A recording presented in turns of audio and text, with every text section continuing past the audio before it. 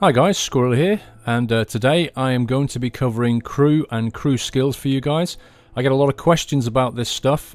What is crew? How do I use them effectively? Where do I spend my points? What do all the different skills mean? I'm going to talk you through that. Let's start off by covering some of the basics for people who are pretty new to War Thunder. Down the bottom here, you've got various crew slots. Now, think of each crew slot as a hangar. That's the easiest way to visualize it. Each of these is a crew with an aircraft in a hangar. So in this place here, this is where your crew would hang out, and this is where they'll service their aircraft, and then they'll get in the plane and fly it. Now, this is the crew tab. You see that little icon there, the little crew guy? If you click on that, it will bring up the crew for this aircraft, the P-26A-33. This is a reserve aircraft. I've not flown many American planes, so when you start the game, you're going to end up with 3 hangar slots here, 3 lots of crew, and 3 reserve aircraft. What you'll then do is earn points, earn lions, the in-game currency, and you can buy more slots. As you can see, if I wanted to buy a 5th hangar slot and a 5th crew, it's going to cost me 50,000 lions. That sounds a lot, but once you get into the game, that won't take you very long to get that many lions. You'll notice that some of these aircraft have a little crew symbol on them. That means that I have unused points. If I was to click on that, you'll see I've got 13 points that I could spend on any of the skills. Now you see I haven't spent a single point at all in any of my crew skills, and I'm going to cover those in a second. Contrast that with something like my British planes. Here's my Spitfire. You can see I've maxed out a few of these. I've got quite a lot of points spent here. I'm getting a lot of bonuses. I'm even got an ace crew with the Spitfire, and I'll cover that in a second. Okay, so the other thing to mention about your crew slots is it's very important that you decide up front which crew are going to be flying which kind of plane. And by kind of plane, I mean, are they going to be a fighter or are they going to be a bomber stroke attacker? The reason for this is quite simple. When you view the crew tab, you can ignore entirely this gunner section here if your crew is going to be flying only single seat fighter aircraft. This gunner tab is literally for just the AI in the back of your aircraft.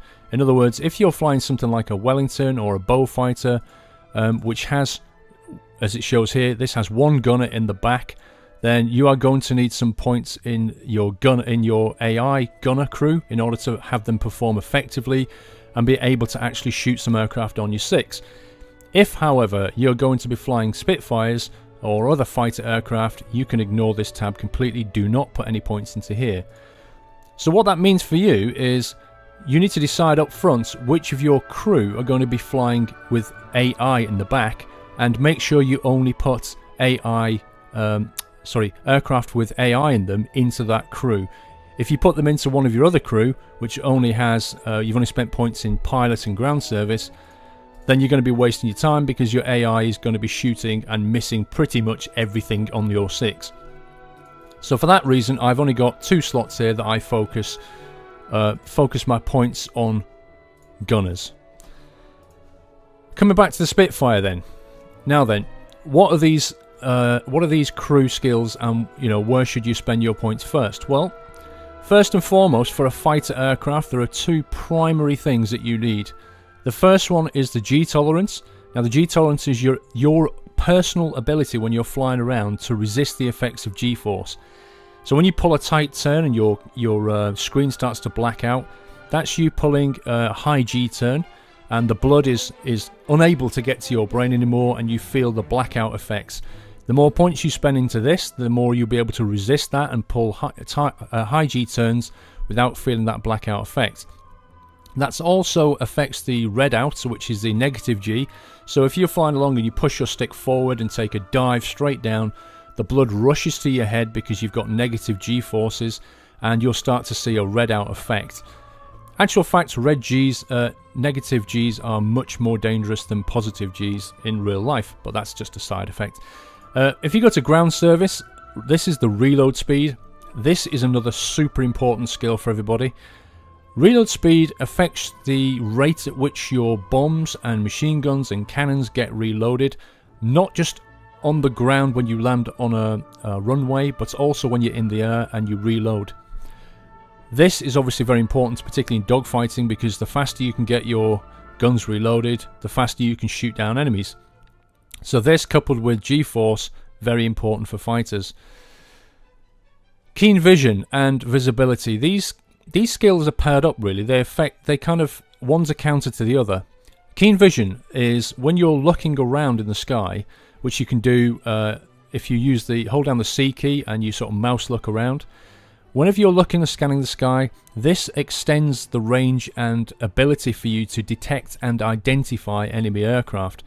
That only works in the direction you're looking. So if you see an enemy aircraft with a high keen vision, much greater chance, much greater range of being able to see what his name is, what kind of aircraft he's flying, and therefore if he's a threat to you or if he's a potential target for you. The opposite to that is visibility. This counters keen vision, so if the other pilot you're looking at has the same number of points in visibility as you have in keen vision, these two things are going to be cancelled out by each other. This is the dampener to keen vision. This resists your ability to be detected in your aircraft. Now, moving down to stamina and vitality, these two abilities at the moment are a little bit semi-transparent in their effect. As it says, the stamina allows you to resist fatigue for long periods of time, and the accuracy and G tolerance decreases over periods of time. Now, if you're flying arcade games, this is unlikely to be that important to you, because in arcade games you tend to fly aircraft around for much shorter periods of time, and if you're in a historic battle in a 20 or 30 or 40 minute mission, obviously the stamina of you and your crew is going to be very important. As you start to pull G-force turns, if you start to blacking out and redding out, this is going to affect your stamina and therefore your accuracy as you're flying around. It's your ability to resist those effects and for how long is what stamina is. You might think to yourself, well, you know, there's no point putting any points in here, is there? Because, you know, I'm only flying arcade battles. Well, that's true to some extent, but I will show you later why I've got so many points in stamina and vitality. It's because it helps me to skill up qualifications, because these things are quite cheap to skill up. Now, your vitality, again, another semi-transparent thing, probably because the game's in beta at the moment, but this affects you and your crew, and if you get wounded, it's how quickly you heal back. None of this information is displayed anywhere. You can't see how wounded you are, you can't see how injured you are, you can't see the effects it's having, so it's a little bit weird, this one, at the moment, but as you'll see later, it's worth spending points in this, but not immediately. Focus on the other stuff first. Let's move over to ground service, because pilot and ground service are very important for fighters. Reload speed, repair speed.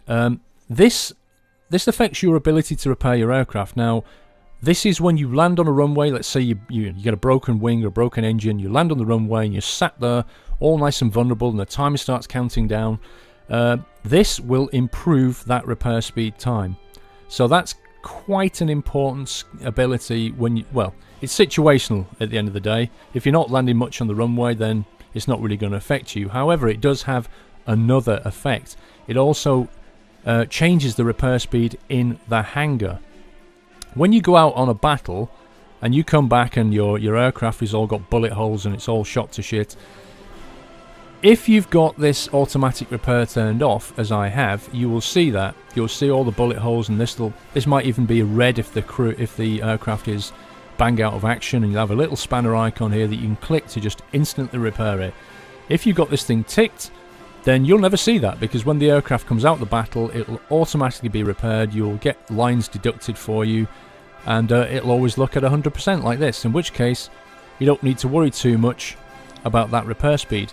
That's fine initially, but once you start getting about sort of tier 5 or higher, those repair costs get quite expensive. For example, if I was to show you the Beaufighter, you can see the average repair cost 4,300 lines. Now contrast that with something like this thing. It's free at the moment, unfortunately I can't really show you that. There you go. Average repair cost 1,100. It's all to do with the tier of the aircraft you're flying. It gets very expensive. Some of them, the Spitfire Mark II, is a particularly expensive aircraft. I take that thing out, and a £5,000 repair cost when I come back is a real kick in the nuts. So what I do is I have this turned off. I will let that thing just sit in the hangar, and you can see just underneath the average repair cost is the time to repair for free. So if I was to leave this aircraft in the hangar, it'll just repair after 16 hours and it'll cost me absolutely nothing. The speed that happens is affected by this repair speed here. The more points you have in it, the quicker all of those repairs will happen. That helps to keep the cost down of things. That's what that's about, and also means that when you're on the runway, you're less vulnerable for less time. The next thing that goes hand in hand with that is the repair rank. Now, the repair rank of the aircraft, of the crew, this is the rank of aircraft they can repair. Okay, so all of these benefits they have, repair speed, will only apply if this number here is greater than or equal to this number down here. This is a tier 8 Spitfire. This repair rank of this crew is currently on 8. If I was to change this, if I was to swap this crew's aircraft to a tier 10, then this crew would no longer be able to repair that with these bonuses applied. They would just repair it at the normal rate, very, very slow rate. They can still repair it in the hangar, but they can't apply any of these bonuses, so it's going to take a long time. Make sure when you swap an aircraft into this crew, just double check that repair rank is at the right level. Reload speed I've already talked about. This is the speed of which your machine gun cannons and bombs come back. Very, very, very important for every crew in the game. And healing speed is another one of those semi-transparent things, a bit like the old Vitality over here.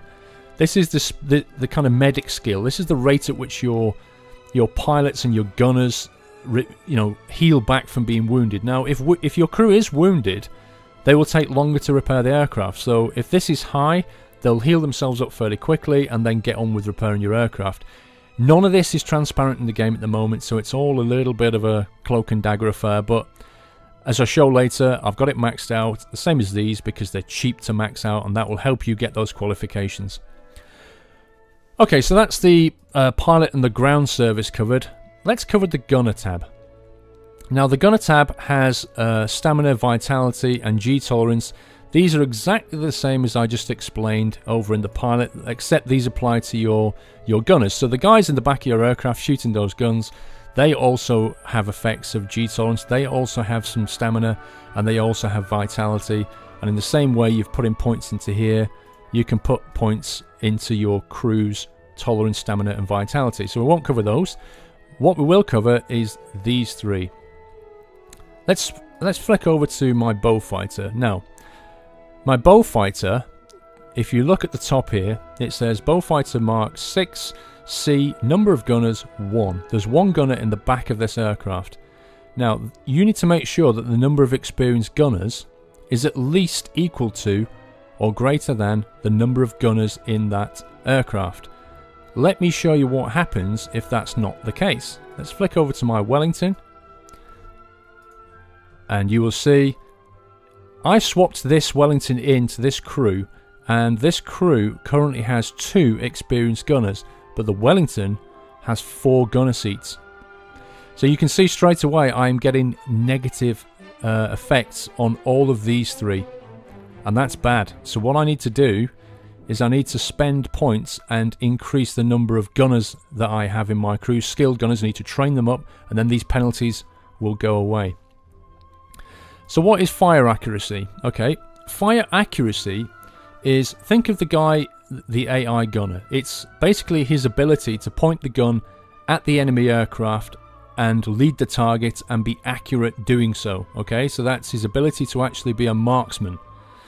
That contrasts with the fire precision. The fire precision is, if you like, the cone of fire, of spread of the rounds coming out of his gun. The higher the precision, the narrower that cone of fire will be. So the accuracy is point the gun in the right direction, and the precision is decrease the cone of fire so the bullet spread is smaller and more rounds will hit. Both of these things obviously need to be as high as possible, because then your gunner is going to shoot things in the right direction and more of the rounds are going to land and do damage. That's the gunner explained. The final thing to explain to you is qualification. Let's go and look at the Spitfire for a second, okay? And in my qualification tab, you will see I have them on Ace.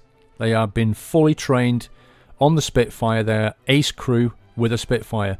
With these other aircraft that they have been in before, I've actually trained them to fly in these aircraft, but or to service them, but they are not upgraded to expert. Expert is what comes next, and you need lines to upgrade to expert. You then need gold to upgrade to ace. The cost is literally dependent on the tier of the aircraft. So the higher the tier, the more this is going to cost you, I'm afraid. Things get more expensive at high tier. There's no two ways around that. Okay, let's have a look at how to skill up a crew pretty much from scratch. Here's my Yak-7B. This is a Russian aircraft. And you can see that my crew skill points are pretty low at the moment. I've got 10, 10, 17, no qualifications. I'm not getting any bonuses. I haven't even spent anything in ground service yet. Pretty low. Now, you can either go out and play this aircraft and you can skill it up and spend your points, or if you've got a little less time on your hands, another way of doing it is to use accelerated training. Now, accelerated training is one of those things where people start screaming pay to win, but at the end of the day, there's a fact of life that some people have more time on their hands and less money, and other people have more money and less time. This is not going to give you a winning combination. This just means that you can, if you like, swap a bit of money and boost yourself up to a higher level more quickly. That's going to let you play in high level planes, and it's going to give your crew a bit more skills rather than just spending hours and hours grinding, if you like. Whether you decide that's pay to win or not, that's up to you. Either way, it's in the game, and I'm going to show you how to use it. Now, if you click on accelerated training, what I'm going to do is I'm going to buy some XP points to train my crew with. And what I'm trying to get to is a basic qualification up to expert. Now, in order to get to expert, as you can see, I need to already have 150 crew level. This is a total number of points that I've allocated in these various skills. All added up together must come to 150 before I can train my crew to be experts in the Yak-7B. Accelerated training, I have a number of options here. I can spend one Golden Eagle, 10, 100 or 1,000. But don't forget, you can actually do this more than one time. So what I like to do is this one. This is going to give me 1,000 crew points plus a bonus of 500, and it's going to cost me 100 Golden Eagles. Now, I think I worked this out. For me, that's about £1, £1 British pound, I think, which is probably going to come in at about $1.50 in American money. So again, you need to decide if you want to do this or not, but I'm just going to show you how to do it for this training video. If I click buy, that's going to instantly give me 1,500 points, and I can click it again, which costs me another 100. So I've spent 200 of my Golden Eagles, and I've now got over 3,000 points to spend. That should be plenty to get me skilled up. Now remember, I told you that some of the important things to have are the reload speed and repair speed, but watch the reload speed, okay? As I start, it's costing me 1 at the moment, but pretty quickly you'll see this is going to start ranking up. Look, all of a sudden it's now costing me 20 points to skill up 1 point of reload speed. Contrast that, for example, with the healing speed. If I take this up, that's now on 10 and it's only costing me 3. Now earlier I said to you, you might want to ignore healing speed and stamina and vitality. That's one thing you can do. It's not as important, but this is getting me quickly towards this, and when I get towards this, you'll see in a second, I will get some nice benefits. So there you go. I can whack those on 30 each. That's another 60 points. I'm getting ever closer to that magic 150. I'm almost there, and I've not spent very much. I've spent what? Just over 300 points. Let's just apply that. I've now got a crew skill of 128. Admittedly, I've put it in some things that aren't terribly useful, but let's just take that to the next level. Let's just boost my G force, my G tolerance up a little bit. Let's take this up to there. Apply that, and 150 required. Ground service. Let's put some points in repair speed. I definitely need that. You can see the cost of this one is rising quickly as well. So that's now costing me 20 each. But there we go. I've now got a crew level of 156. That's enough to train to spend 42,000 lines on this Yak 7. Remember, this cost is dictated by the tier of the aircraft. For this tier 5, that cost 42,000. I didn't spend many points on these things here, but watch what happens when I upgrade. Click this. Do you want to spend 42,000 lines? Yes, I do. Thank you very much. And you can see that's now moved up. So the next thing I need to do is get to 450 before I'll be able to train these to the expert level. But look what I just got. I just got plus 30 on my repair speed. Now, I had 15 in that, and it was costing me quite a lot, and I just got plus 30. If I was to add 30 more points onto this, so if I was to take that to 45, look at the cost. It's horrendous. It's absolutely horrendous. It cost me so many points, and that is why I put points in healing speed and stamina and vitality. Is because they're so cheap. Because they are so cheap, they'll get you to this expert level very, very quickly for not many points. I've only spent 600 points, and already I'm getting 30 bonuses to vision, visibility, repair speed and reload speed. Absolute beautiful. So now I'm just free to spend my points on whatever I like. Again, G-Force, G-Tolerance is particularly important because I'm going to be dogfighting in this thing. We'll take that up to 40. We'll take this up to 22 just as it starts to... What I like to do is just keep my eye on the cost per skill level. Now, when you come to upgrade this to... When you want to get this up to Ace, if you like, which you need 450 before you can even do it, you'll want to max out stamina, vitality and healing speed because they are very cheap to do relative to everything else. But for now, I'm not going to touch those anymore. I'm just going to concentrate on the abilities that I need to be an effective fighter pilot, which is vision stability, G-Tolerance, repair speed, reload speed, and repair rank. Again, remember what I said before, I need to bring that up to 5. I have no choice about this. That has to match the tier of my aircraft, otherwise none of these bonuses are going to apply. But now I'm free to spend all these points. Reload speed, I'm going to bring that right up. I do not want to be flying around without any rounds to shoot people down with, but that's getting awfully expensive very quickly now. Look at this. That's getting 80 then 95 and too much for my blood. So let's stick down the lower numbers. Repair speed, bring that down a touch. And I think G-Force. I want to be able to pull sharp turns in my Yak. Very important. One thing to... Whoops.